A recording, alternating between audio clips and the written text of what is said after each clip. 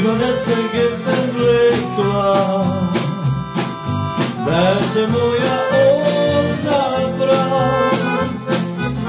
Sedem moli se godilo,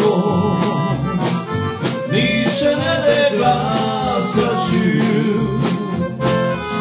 Sedem moli se godilo, niče ne de glasaću. Lejta me do črne vrane, pa ne spadno prvi sneg. Ko ide ravica bejla,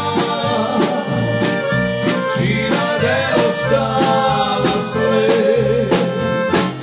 Lejta me do črne vrane,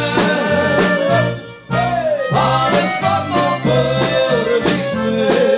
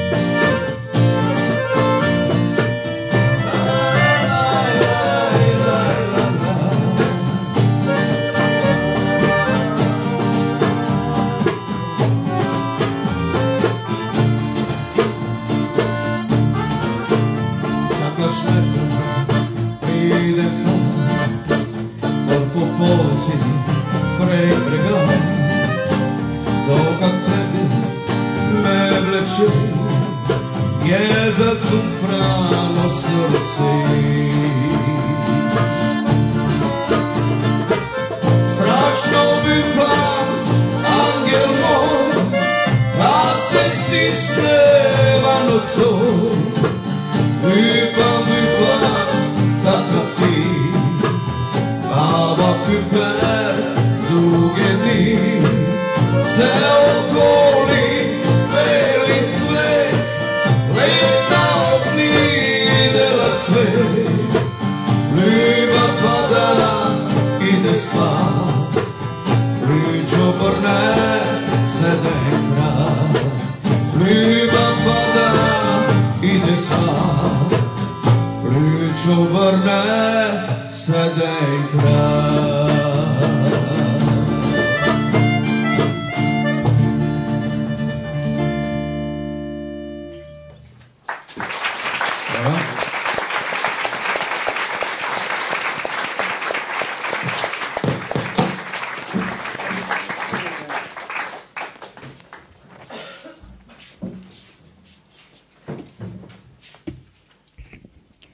Ustvarjanje zame ni poklic, temveč način življenja. Knjige, ki sem jih napisal, filmi, pri katerih sem sodeloval, glasba, ki sem jo soustvarjal, pa tudi vse tisto drugo, kar je spotoma nastajalo in seveda še nastaja, je na nek način moja duhovna biografija. Čeprav nisem ravnodušen ob tem, kaj drugi mislijo o mojem ustvarjanju, me najbolj vznemirjajo trenutki, ko nastaja nekaj novega. To je citat s spletne strani našega današnjega gosta. Spoštovani Feri Lanšček, urednik založbe Kulturni center Maribor Dušan Hedl, moderatorka Danaja Lorenčič, interpreti umetnikovih pesmi, spoštovani gosti, ljubitelje poezije in naših zasedanj s knjigami. 18. maja v knjigarni Konzorcij v Ljubljani, danes na dan mladosti v Glazerjevi dvorani v Mariboru. Prepričani smo bili, da bo vabilo današnjemu gostu, pesniku Feriju Lanšku in založniku njegove pesniške zbirke Šlagerji Kulturnemu centru Maribor zadetek v polno, kar potrjuje tudi današnji obisk. Zasedanja s knjigami so cikel Univerzitetne knjižnice Maribor, v katerem že skoraj 3 leta predstavljamo knjige najrazličnejših žanrov in vsebin, od akademskih znanstvenih monografij do čisto literarnih. Čar zasedanj je med drugim v sodelovanju z odličnimi avtorji, z založbami, zanimivimi moderatorji, ki jih take predstavitve nekako prinesejo, nastanejo dogodki, ki jim knjižnica doda zdaj veliko vsebine, zdaj organizacijski okvir, vedno pa v sinergiji nastane dogodek, s katerim je v knjižničnem prostoru Mariborčanom in drugim na voljo kako novo spoznanje, umetniški užitek, refleksija preteklega ali aktualnega dogajanja. Tokrat bomo v literarnem dogodku združili tudi glasbeno interpretacijo avtorjevih pesmi, ki jim bodo omogočili glasbenik in kantavtor Marko Grobler,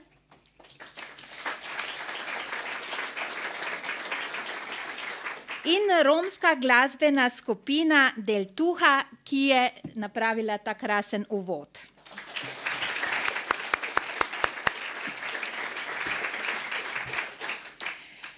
Fenomen priljubljenosti pesnika Lanška se skriva v njegovem notranjem glasu z bogatim registrom pesniških oblik in enega samega izrazitega pomenskega jedra, to je ljubezen. Knjiga Šlagerji prinaša obsežen izbor Lanškovih uglasbenih pesniških besedil. Je namreč pesnik z neverjetno izostrenim posluhom tako za žanrske značilnosti posameznih glasbenih zvrsti, kot tudi za vživetje izvajalčev glasbeni in psihološki profil pesmi. Zaradi vseh teh značilnosti ga lahko brez dvoma postavimo ob bok najboljših piscev uglasbenih besedil, kot so na primer Fran Milčinski Ježek, Gregor Strniša, Svetlana Makarovič in nenazadnje tudi naš sodelavec Borut Gombač.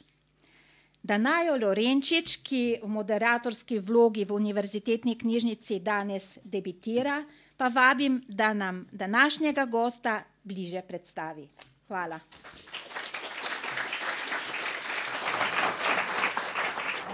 Najlepša hvala za tako lepo, prijazno napoved.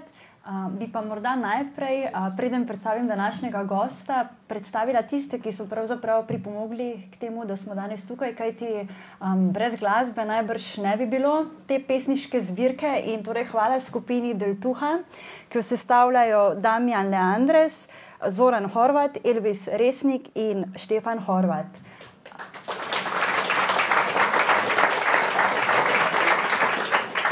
In brez skrbi, danes jim boste še prisluhnili. Kar se pa napovedi današnjega gosta tiče, pa v bistvu mi ob tem zmanjka besed. Jaz moram priznati, da ko sva se s Ferijem pred nekaj meseci prvič srečala v takšni vlogi, sem bila presunjena nad tem, da človek, ki Dušan Hedel je zapisal, torej urednik zbirke Šlagerji, da je največja pop zvezda med slovenskimi pesniki. Jaz bi dodala pisatelji, ampak bi tudi rekla, da velik človek. In jaz bi najprej pač vam povedala prijazno, da s Ferijem se tikava, da ne bi kdo slučajno mislil, da tukaj gre za odsotnost spoštovanja. Nasprotno, jaz te izjemno spoštujem in hvala, ker sva danes v Mariboru. Bi pa tokrat začela s vprašanjem, torej glede na to, da smo se zbrali ob zbirki Šlagerji, ki je šla pri Kulturnem centru Maribor v okviru Simfonike Slovenike. Kako je sploh nastala ideja za to zbirko? Prav lepo pozdravljeni. Nekako je usoda mojih pesniških zbirk, da imajo botre. Vse skupaj se je začelo, pravzaprav zbirko Ne bodi kot drugi, ki je pač tista, ki je najbolj uveljavila mojo poezijo. Tam je bil boter Zdravko Duša, zdaj že urednik v pokoju, ki me je preprosto nagovoril, da naj vendarle že enkrat zberem te svoje pesmi, ki so raztresene vse povsod. In po nekaj, skoraj na nekem letnem nagovarjanju je potem nastala ta zbirka Ne bodi kot drugi, ker se še danes ponatiskuje. No, tu je pa boter Dušan Hedel, ki je prav tako prišel z idejo do mene, da bi izbral pesmi, ki so raztresene po nosilcih zvoka in pri najrazličnejših glasbenikih.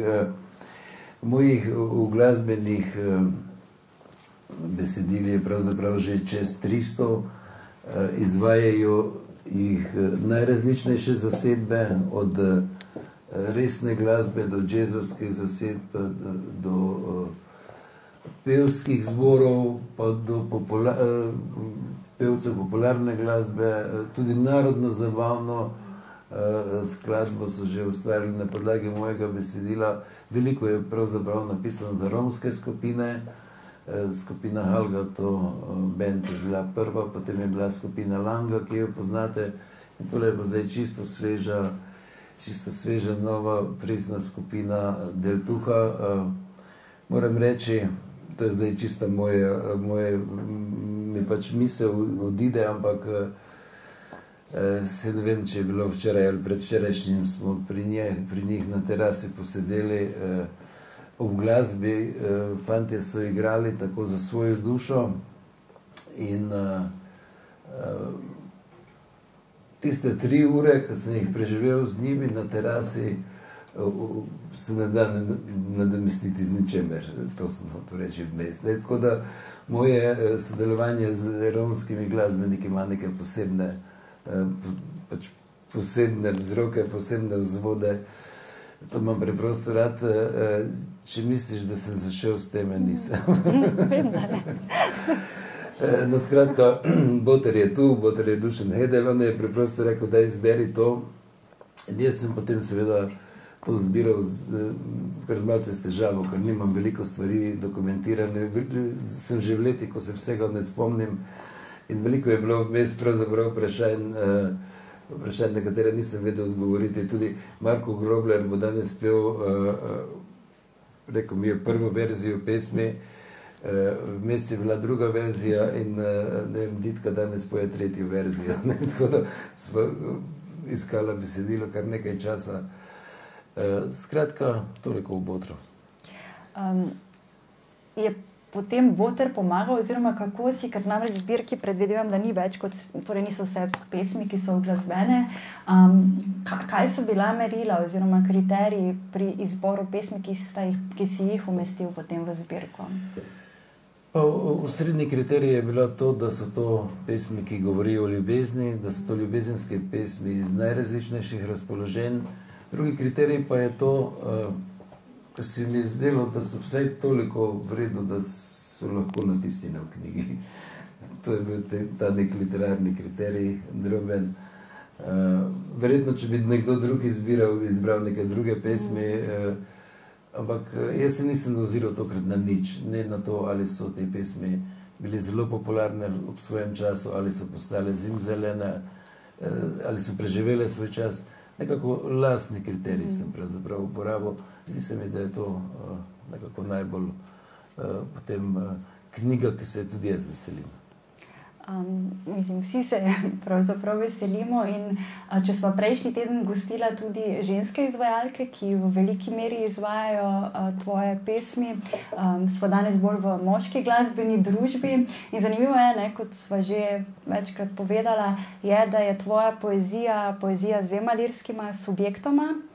In kar me zanima je, seveda zdaj nisi ženskega spola, ampak se zelo približaš ženski duši, ampak če zdaj pogledava ta moški lirski subjekt, ki bo danes tudi morda bolj v ospredju, pri tvoji prozi pripoveduješ seveda zgodbe. Kako pa je s poezijo? Je to nekaj, kar pišeš sicer za lastno dušo in koliko je tukaj izpovedovanja in pripovedovanja?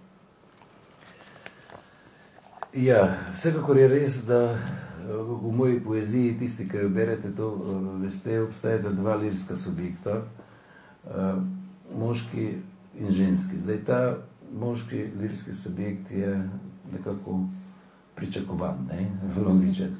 Ženski lirski subjekt se je pa rodil na en specifičen način, pravzaprav. Verjetno sem to že razlagal tukaj, ampak dobesedno v Mariboru se je rodil, oziroma v Mariboru je razlog za to, da se je ta ženski lirski subjekt rodil davno, že tam pred enimi, po mojem 35 leti, sem tu spoznal eno deklico na eni zabavi. Pravzaprav nisem nikoli vprašal, na katerem vrtu je to bilo, na nekem privatni zabavi sem jo spoznal in me je vabila po noči, tam okoli 3 je verjetno bilo, pod ta znameniti most tukaj, ker je rekla, da je tam najboljša akustika in da mi bo zapela. Verjetno je mnogim pela pod tem mostom. Jaz sem takrat sicer res mislil, da ima kaj drugega za bregom, in sem šel, ampak ona je res pela in so postala prijatelja in tista deklica je potem postala znamenita Mija Žnidarič, ki je potem pela kasneje veliko mojih pesmi, ampak zgodilo se je tako, ona se je potem preselila v Ljubljano, se je uveljavila kot jazz pevka, je pela angleške standarde, ki se je verjetno spomnite tudi z radija, praktično ni pela v slovenščini, dokler ni zapela Mala terasa, pa še eno skladbo je zapela. No in potem je ona prišla dejansko do mene in je rekla, glej, zdaj sem se pa odločila, da bom pela jazz v slovenščini in ti mi boš napisal besedila. In sem rekel, Mija, ne bom ti napisal besedila, ker me je strah, ker imaš tak lep imidž, spomnite se tiste njenega svetlega glasu, kako je žarela z odra, kako je bila polna neke svetlobe in jaz sem rekel, Mija, jaz vem, kaj so besede. Besede so nekaj, kar te označi in kar bo živelo s tabo in moje besede so težke, moje besede niso take, da bi bile za tvojo glasbo, ampak Mija je nekako notranje čutila, da moram jaz to narediti In me je najprej prosila, potem me je pa začela izsiljevati na najrazličnejše načine.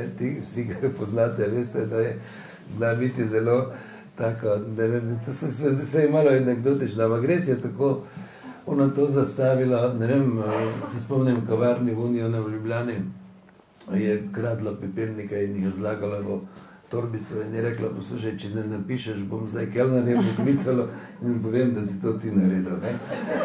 In sem zdržal, pa nisem popustil, ne. Potem je na televiziji rekla,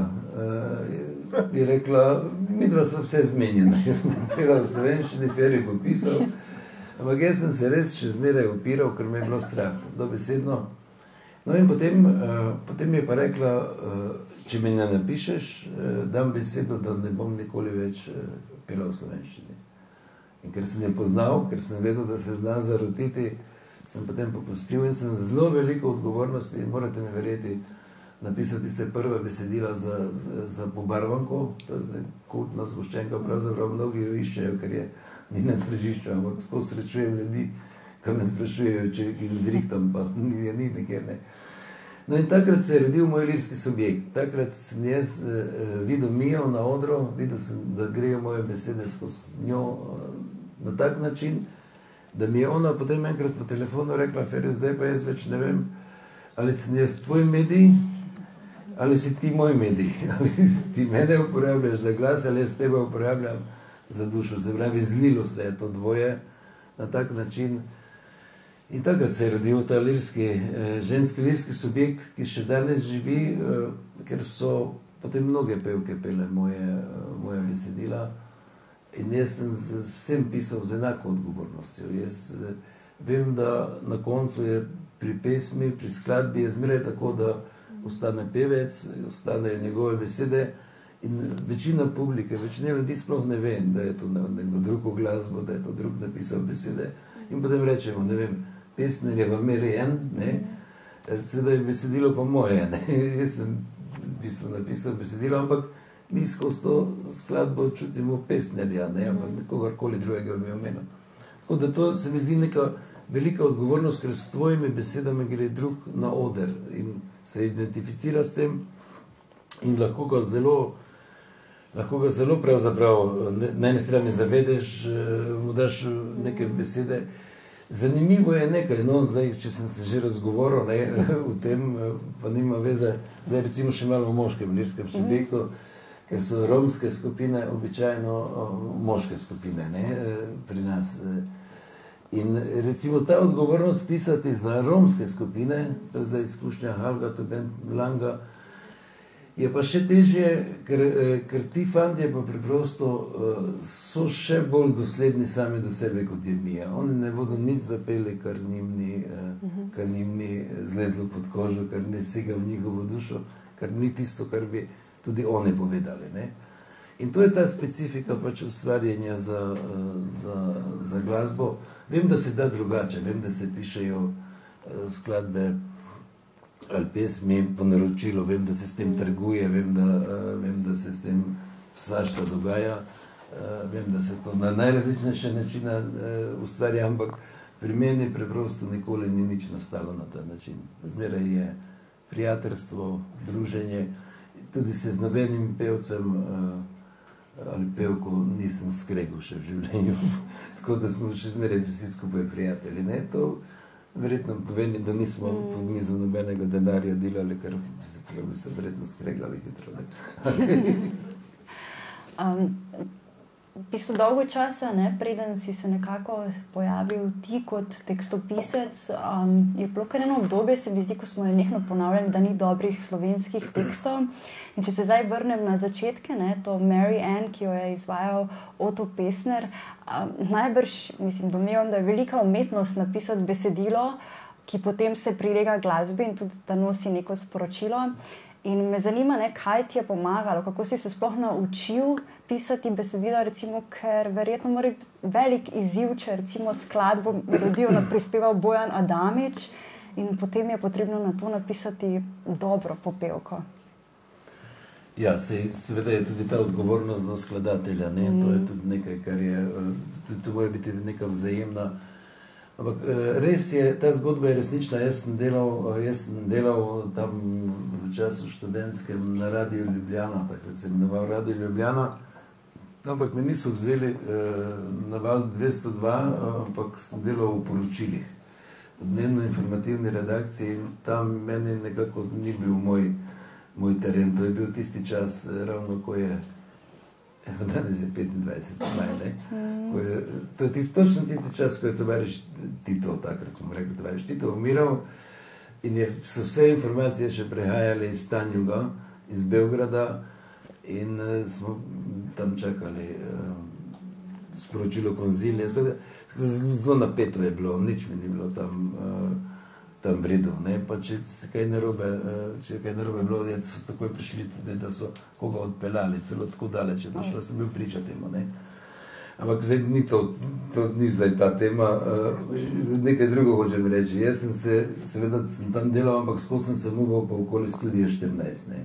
Studio 14 je pa znameniti studio, ljubljanski stari Studio 14, v katerem so se takrat snemale pravzaprav vse pesmi, ki so nastale v Sloveniji. Vse ni bilo drugega studija.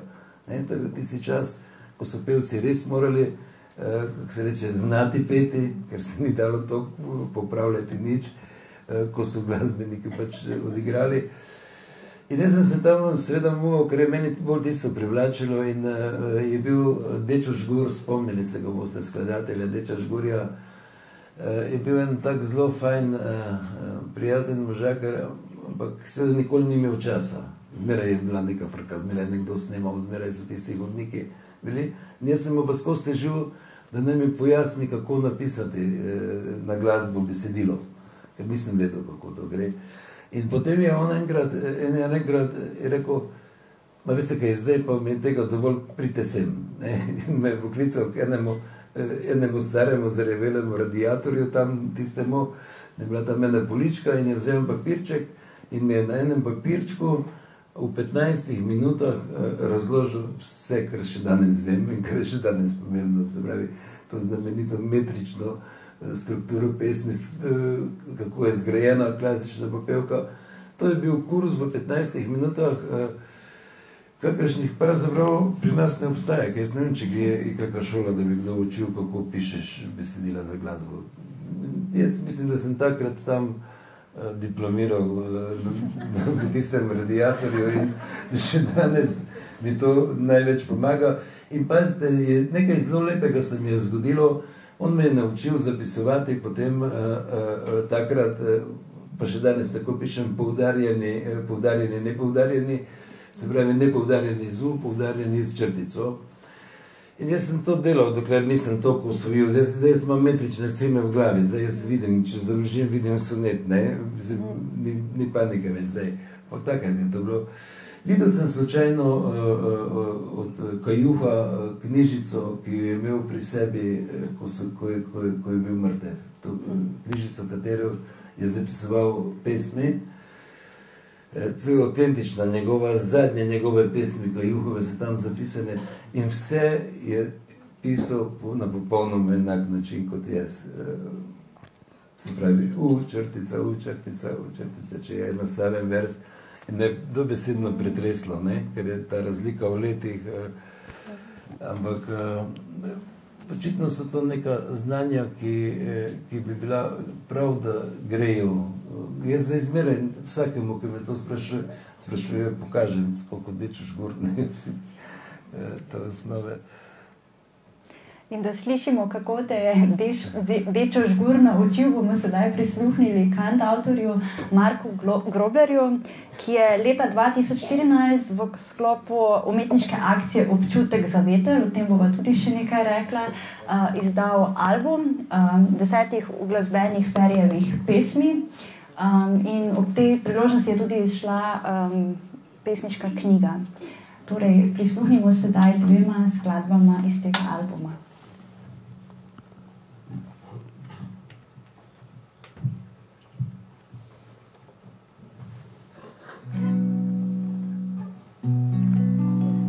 Prva je Afrodita. Postopek je tu bil drugačen. Fer je že imel pesmi napisane, na te pesmi sem jaz potem naredil glasbo. Imel sem takrat možnost v Veliki Polani bivati en teden v pisateljski hiši, menda kot prvi glasbenik takrat, takrat so samo pisatelji imeli ta privilegij tam bivati in tam je nastala ta glasba. V tistem okolju, z rednimi obiski ciganov, vseh, ki so sodelovali tudi pri projektu, tako da zelo zanimivo obdobje.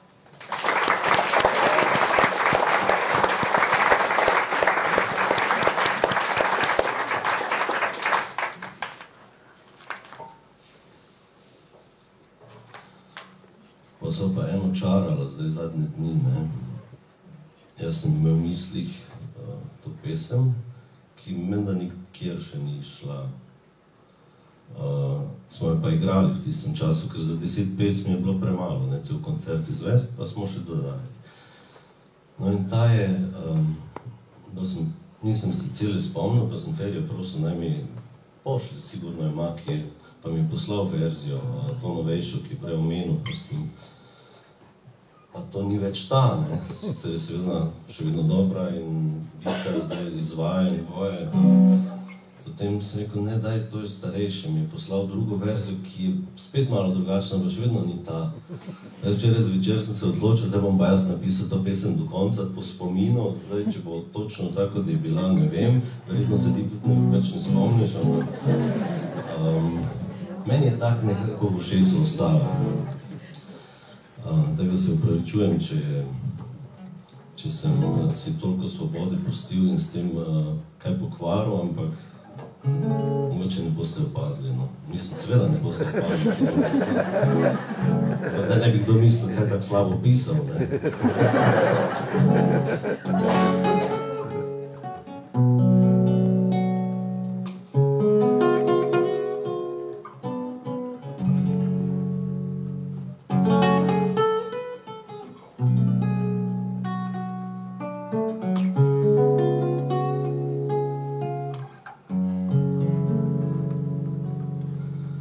Ali naj vidi luna,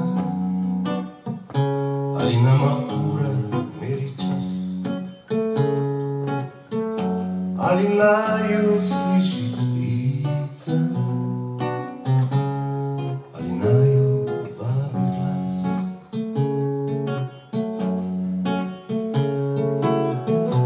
Ali pa sva že prispela tja na drugi breg želja, kjer je vse kot sva hotela in se nikdar ne konča. Ali naju nosi veter, ali naju ziva ocean, ali naju hoče pesem, ali kliče Peter Pan.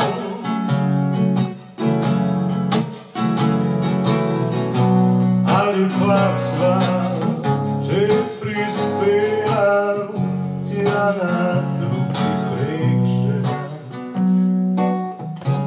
jer je vse kot sva hotela in se nikdar ne konča.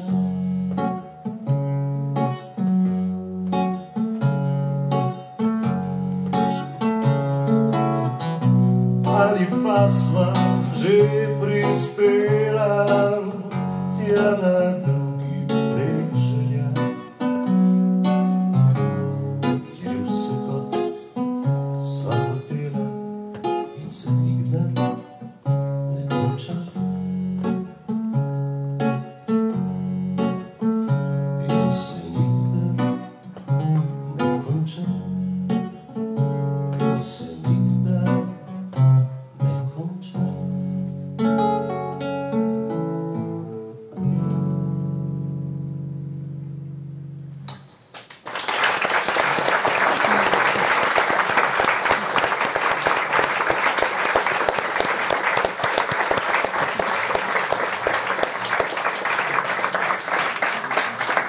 Najlepša hvala.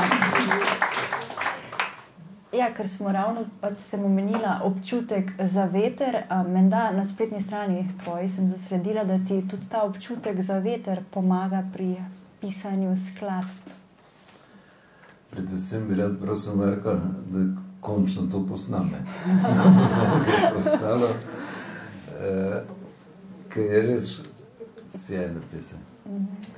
Zdaj, ta občutek za veter je bil umetniški projekt, ki je imel tako zelo metafizično razsežnost. Ne bi rad to zdaj na dolgo ali široko, ampak takrat je sodeloval Marko, sodelovali so glasbeniki iz njegove skupine, ki smo jo potem poimenovali Občutek za veter, sodelovali so glasbeniki tudi iz skupine Lango, potem je bil ta naš znameniti fotograf Jože Suhadolnik, bil je moj prijatelj pesnik Dušan Šarotar in še kar neka skupina pač ljudi, ki smo hoteli razumeti to neko dušo ravnice. To je bilo prisluškovanje duši ravnice, ki smo ga potem poimenovali Občutek za veter. Potem je izšla tudi knjiga, izšla je Zgoščenka.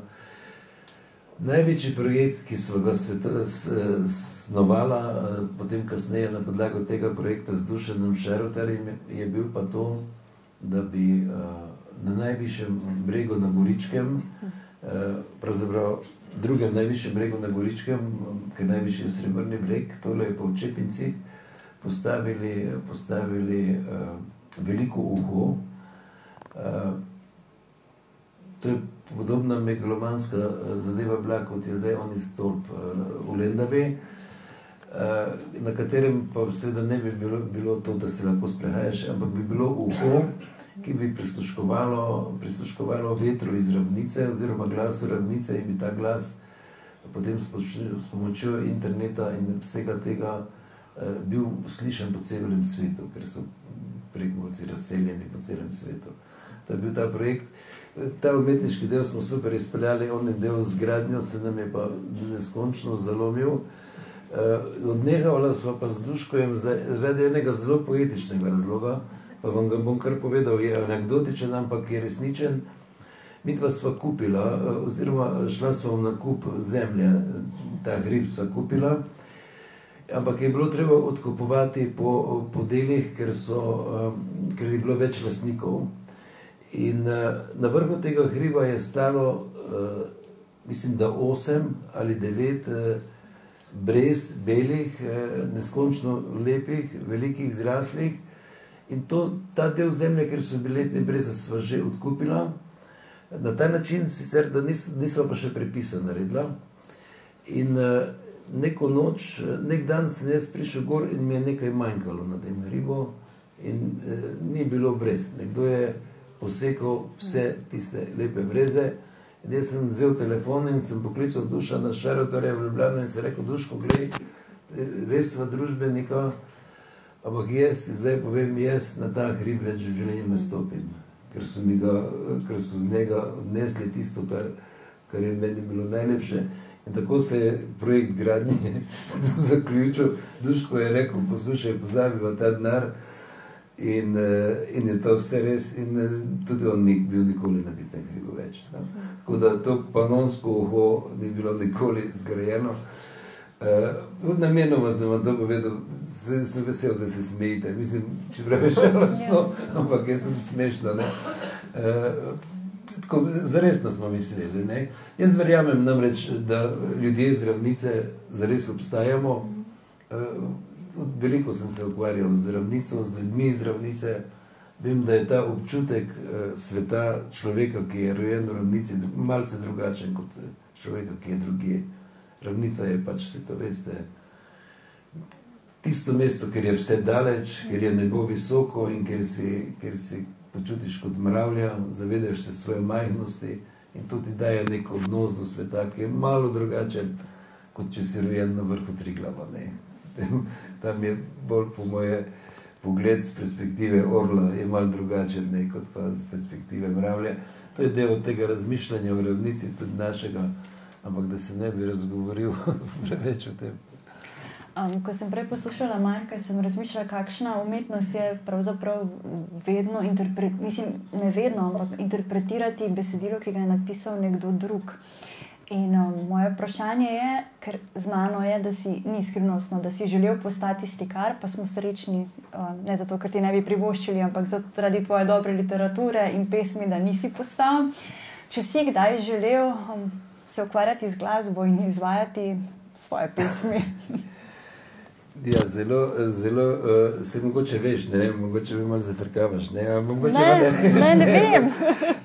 Jaz niti himne ne vem zapeti, ne, jaz nimam tega posluha reproduktivnega, je pa nek fenomen v meni, ki imam pa tisti notranji posluh in se mi je večkrat zgodilo, ko s fanti snemamo v kakem studiu, ne, tako novo pesem, pa poleg si rečem, ja, ampak a ni to ona pesem, a ni to tu ukradeno malo, pa oni rečejo, pa je malo ukradeno, ne, se je, ampak ni tisti 8 taktov, ne.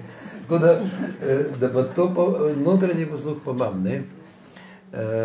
In še bolj anekdotično je pravzaprav lahko to, da sem si pa želel postati glasbenik, ampak po moje sem bil star 3 leta ali pa 4. Namreč takrat so pri sosedovih so imeli radijski sprejemnik, vsi ga poznate, starejši, ne? On je na skalo z gumbom, noter je svetilo in meni so napeljali pač kot otroke rade na vas, pač, da so vsi, ki so v radiju govorijo in ki igrajo, da so v radijskem sprejemniku. In jaz sem seveda verjel. In jaz sem si zelo želel, da bi igral klarinet v radijskem sprejemniku takrat. Nekako, po moje je bila to Avsenikova glasba, ali ne vem, kaj se takrat vrdeli, ne, v nedeljo pri kosilu, ali ne vem, po moje je bil Avsenik. In meni se je tisti klarinet zdel. Tako da po neki Jungovi logiki, ne, je bil usoden radio, pravzaprav tisti takrat za mene, da imam zdaj rad glasbo. Ne, tako, ampak sam pa nimam te sposobnosti, da bi zapel. Imaš pa drugo sposobnost in to je, da ne samo, da dobro pišeš, ampak da tudi vedno, ko te slišim izjemno lepo in ganljivo, interpretiraš svoje pesmi in sedaj bi te prosila za eno. Torej, ni ti potrebno peti. Ja, moram reči, da dolgo časa nisem jaz pravzaprav želel sam interpretirati svoje poezije, zato ker se mi je zdelo, da takrat, se veste, ko si mlad in ko dosti hodiš po literarnih večerih in to, da pesniki neskončno slabo interpretirajo svojo poezijo, z izjemo nekaterih, ne, z izjemo, ne vem, Daneta Zajca, če ste ga kdaj slišali interpretirati, to je bilo pa več, kot da bi pel, to je bilo pa neponovljivo, nišče na svetu ne more Daneta Zajca tako interpretirati, kot je on sam. Ne vem, če je pravi trenutek, ampak jaz se spomnim enega dogodka z Danetom Zajcem, pač asociacija zdaj, ko smo bili na obisku pisateljev v Parizu in smo gostovali dobesedno v prvem kvartu v najbolj eminentnem okolju pisateljskem v Franciji in je bila velika dvorana, 3x večja, jaz zdaj vidim pred sabo. In pač je bil pogovor z nami in vsak naj bi nekaj prebral in vse to je teklo dokaj tako, bi rekel, čisto običajno in potem je stal Dane Zajc in je začel interpretirati svoje pesmi v slovenščini pred publiko, ker je mogoče bil kdo z veleposlaništva iz Slovenije, drugi so bili pa vsi Francozi in je bila dvorana v tisti tišini tako, kot da bi vstal nek guru, sploh se ne zamišljam, tako, po moje je tako, ko papež pride nekam, ne, ko se vsi malo drugače vedejo, ampak v čisti slovenščini in potem grozovit aplavz. Se pravi, moč izgovorjene besede brez tega, da jo razumeš, ne, ampak to je res izjemen dar, ne. Drugače pa včasih pesniki kar nekaj momljajo in so potem žalostni, da jih ne razumejo. Nočem biti piker, ampak jaz dolgo časa nisem želel interpretirati, zdaj se pa pač... In potem se je dogajalo to, je kolegica ponavadi brala, ki odlično interpretira, ali pa ne vem, Vlada Novak je bral veliko mojih stvari, sva skupaj nastopala vrhunsko, ne? Ampak potem so zmeraj prišli k meni in so rekli, zakaj pa mi bi radi slišali vaš glas. In jaz dolgo časa nisem to razumel, da preprosto ljudje želijo slišati moj glas. No, tako in kot sem se pa zdaj eno pesem naučil. To je edina, ko je znam, recimo. Ta je taka, zato jo bom prebral, ker je pravzaprav bila pisana z mislijo na šanson, na tisti šanson, ki ga pri nas praktično ni več, ne? Ker pri nas je zdaj vse šanson. Ne? Če poslušate festival šansonov, je cela alternativna glasba, vse je šanson. Pa ni, šanson je zelo specifičen žanr, ki se je razvil visoko v Franciji ali pa na Hrvaškem, recimo, ko poznate hrvaški šanson. No in jaz sem si skozi želel, da bi to pesem pel Lado Leskovar, ampak ne zdaj, da bi, če bi imel časovni stroj, da bi pel takrat, ko je bil mlad, ne? Ko je bil ta šanson na višku. Neil Armstrong je stopil na Luno. Jan Palach zažgal se je v Pragi, a meni za zmeraj v ušesih ostali so tvoji koraki. Prišla si s perona brez kovčka, še ruta je lezla z ramena. Kako naj te kličem v spominu, se nisem še vedel imena. Pred mano si, vsaj iz lepote, kot Bog bi te zase napravil. A čudež je tudi seveda, da čas sem s pogledom ustavil. Bežala sva v paru kot sraki in kradla zlato po Ljubljani. Se zlati bili so to časi kot tvoji arabski uhani. Bila sva premlada za srečo, ko v hiši iz kart sva živela. Kako naj te vprašam v spominu, če v sanjah nocoj si letela? Plesala sva sama v kavarni, pod streho dežja se ljubila. Odšla sva iz zgodbe še mokra, nikoli se nisva vrnila. Nikoli se nisva vrnila. Kaj vse sem počel v tem času? Sovražil in ljubil sem leta, misleč, da prišla boš kot takrat, še zmeraj sem gledal dekleta. Verjel, da ljubezen se vrne, kot ptice se vračajo z juga. Le tega ne mojem v spominu, kako si postajala druga. Morda si nekomu, ki je zvesta in tvoji vsi srečno živijo. Morda si kdaj šla med obrazi, ki čudno se znani mi zdijo. A če bi kdaj slišal korake, če bi kdaj slišal korake, če bi kdaj slišal korake, bi vedel.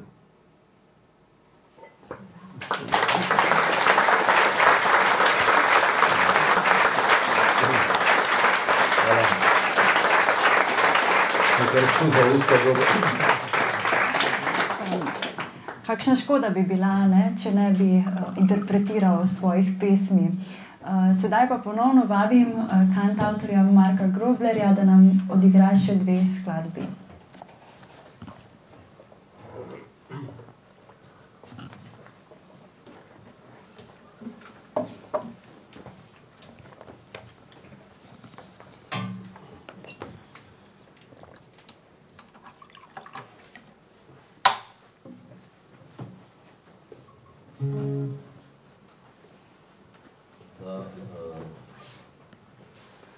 To smo tudi igrali v enem obdobju, še pred občutkom za veter, je bila ena zasedba Maura se je imenovala, kjer smo igrali tvojo poezijo. Pesem je bila tudi za ženski glas najprej pisana z različnimi naslovi. Zadnji, oziroma ta, ki ga imam jaz, je Modra reka, oziroma jaz sem potem pred leti izdal to na svojem CD-ju pod naslovom Strune. Bilo pa je najprej, mislim, da Deklica z violino, razne verzije so bile. Tudi to smo malo prepesno s tvojim dovoljenjem, sicer se ne spomniš več, da se pomaga zadnji.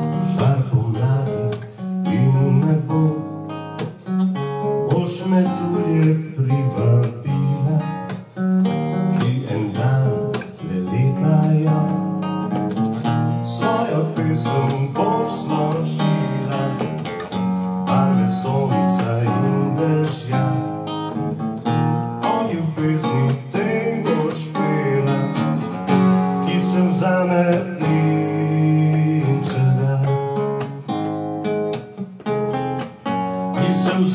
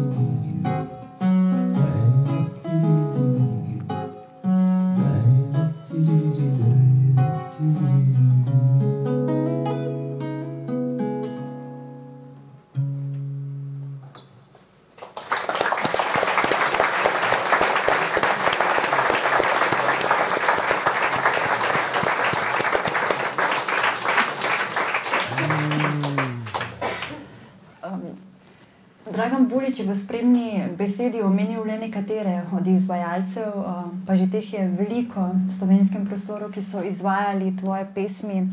In me zanima, ne, ko se potem zgodi ta magija, da tvoja poezija najde pot do glasbe, da prije do ene take lepe harmonije. Koliko svobode pravzaprav imajo potem glasbeniki, jim puščaš popolno svobodo ali pa si včasih tudi del tega ustvarjalnega procesa? Ja,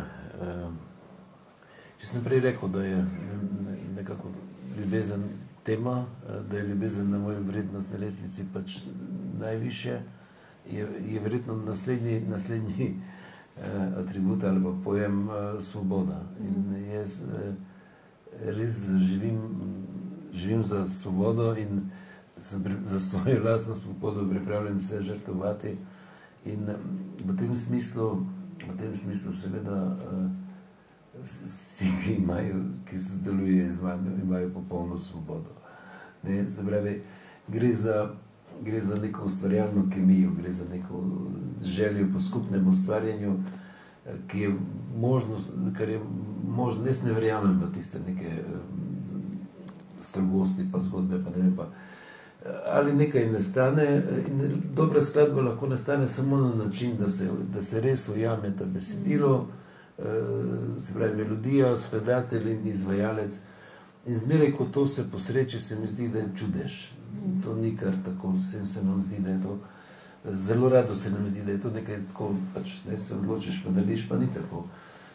Zdaj tako, to včasih nastane kaj neskončno lepega, včasih nastane kaj malo manj lepega, včasih se kaj po nesreči, veste, pri 30 uglasbitvah se je dogajalo marsikaj, ampak jaz imam vsa ta sodelovanja rad, ker so vsa bila z željo, da bi nastalo nekaj lepega. Tako da ne vmešavam se. Mogoče sem sodeloval malo več pri projektu Halgato Band, ki je dejansko plod moje in želje skladatelja Milana Ostojića in glasbenika, da bi na novo ustvarila, pravzaprav, ker več ni bilo to panonsko glasbo. Ta nek panonski ritem. Nije bilo seveda v Prekmurju, ker je to začelo počasi umirati. In tu je mogoče bil nek koncept veliko sva se pogovarjala, veliko sva razmišljala o tem, kako to pripeljati nazaj, nekako obuditi. Prva skladba, ki so jo izvajali fantje, Komi de ravnica bela, je skladba, ki jo izvirno izvaja skupina Halgato Band. Druga skladba, ki so igrali, je pa njihova skladba in tudi kasneje bodo igrali svoje. Ampak to znamo da reči, ta Komu bo ravnica bela, to je pravzaprav prva skladba, ki so jo midva v tem konceptu z Milanom Ostojićem naredila, in na tej skladbi je nekako v tem rasel Halgato Band. Moram reči, da je v Prekmurju ta skladba tako rekoč ponarodela eden izmed glasbenikov zadnjič, ko so jo zaigrali, se je med njimi tudi začudil, sem rekel, da sem jaz to napisal. Ime se je izgubilo avtorja.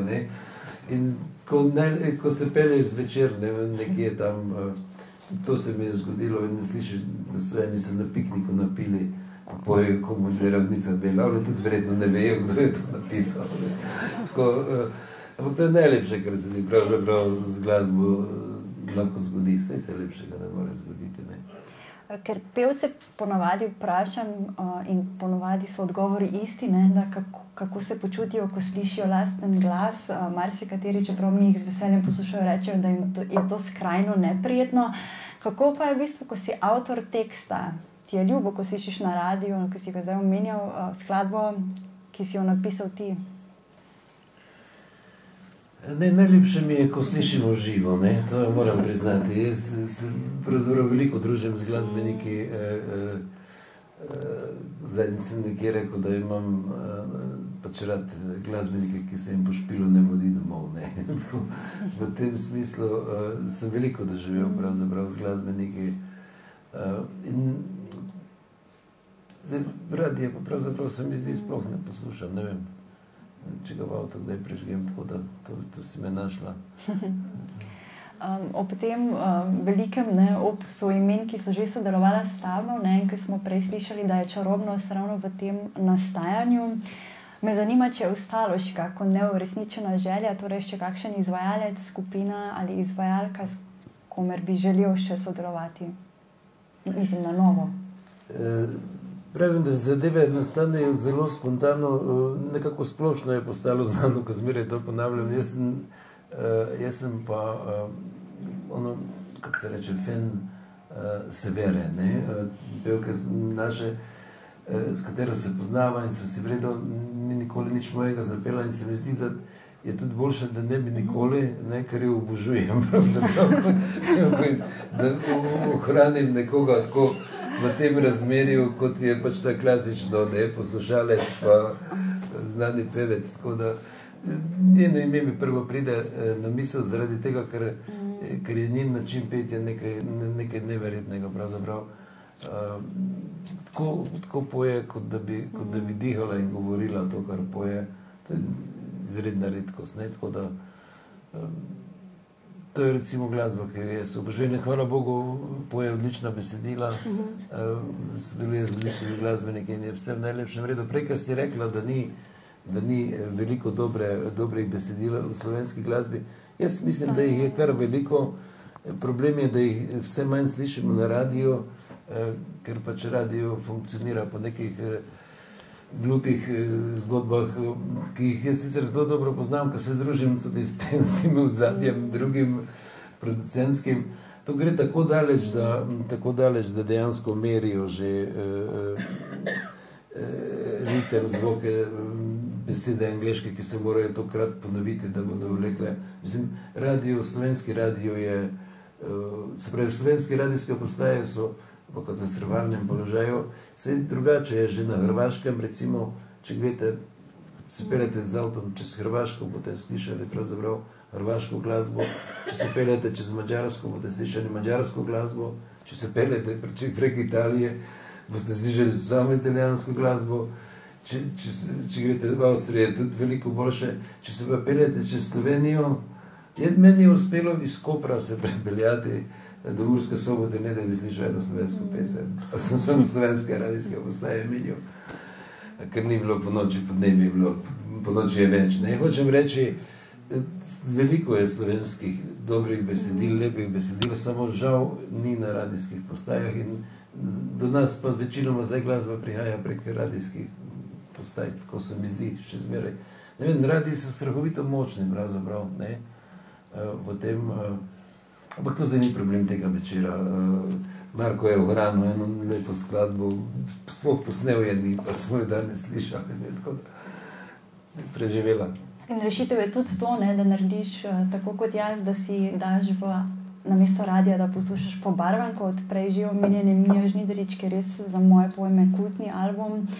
In jaz srčno upam, da se bi to sodelovanje s Severo, ki je tudi ena izjemna oseba in glasbenica, ker mislim, da bi potem imeli še več razlogov, čeprav nam jih daješ vedno znova, da te poslušamo, beremo v takšni in drugačni obliki. In jaz se ti izjemno zahvaljujem za vso poezijo, vsa besedila. Hvala tudi vsem glasbenikom, tisti, ki so danes z nami tukaj in tisti, ki niso. Zato, da lahko rečemo v Sloveniji, da imamo dobra besedila in jaz mislim, meni je tudi zelo ljubo, da sta z Ditko tudi nekako na nevsiljiv način zelo prodrla v srca mladih ljudi, da se tudi mladi danes zavedajo pomena slovenske besede. In bi te morda prosila, če bi še kakšno pesem nam prebral. Če ne rabi biti iz šlagerjev. Ne rabi biti iz šlagerjev. Eno pesem zelo rad prebiram, zdaj že veste, da dve že vem. Me je Vesna naučila, ko tam sedi, če sem čisto iskren. Eno pesem zelo rad prebiram, je pa pravzaprav pesem, ti to veš pripeti. Je pa pravzaprav pesem, ki tematizira ljubezen. Pesem, ki je pravzaprav moj odgovor na vprašanje, kako je ljubezni ime.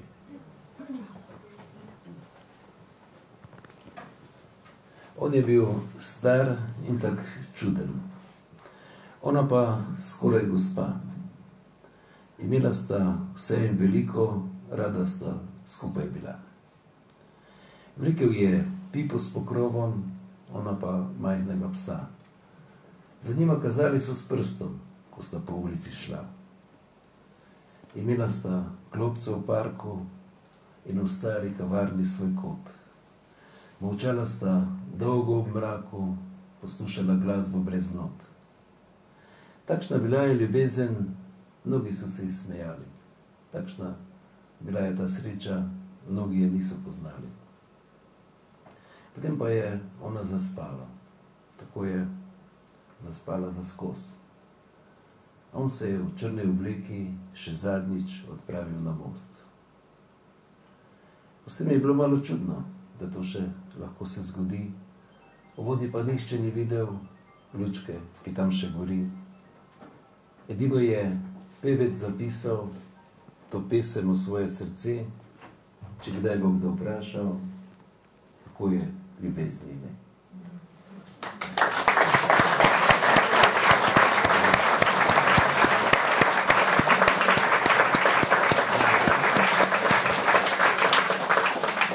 Hvala, Feri.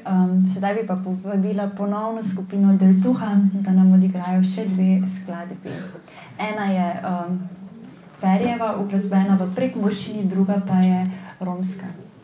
Dečki, zdaj pa veselo, pa sem jaz malo žalost naredil v dvorani.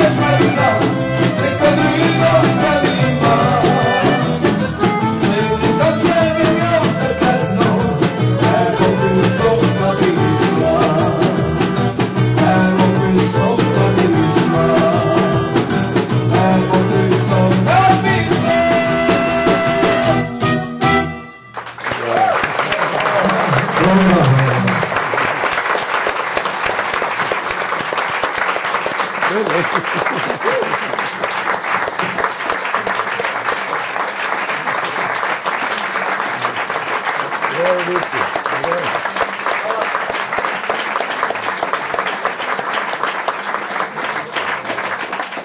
Torej, najlepša hvala skupini Deltuha, Marku Groblerju, knjižnici in pa seveda Feriju, pa tudi seveda Dušanu. Hvala. Pa tudi Dušanu Hedlu, ki je omogočil izdajo te zbirke, ki pa vam toplo priporočam, da jo kupite in nesete domov, tam pa se vam lahko to uresniči. Tako s podpisi avtorja. Hvala vam. Tudi hvala.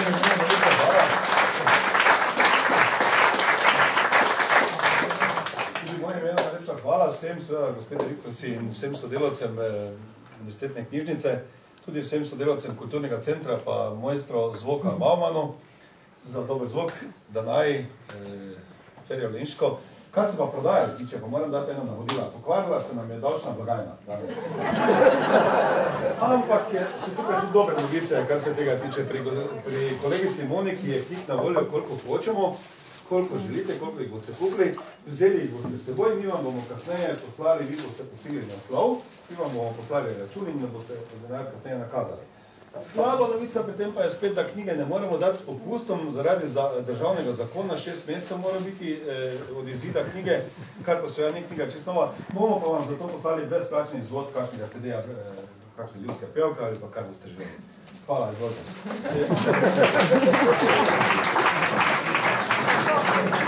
Temu ne bi bilo treba nič dodati, pa vendar, ne, rekla sem, da je to današnji debi, mi priznavamo, da je bilo odlično upravljeno, tako da hvala lepa. Hvala vam, hvala. Feriju pa ne bomo podarili knjige, ampak eno dobro vino Sauvignon z Meranovega. Hvala lepa.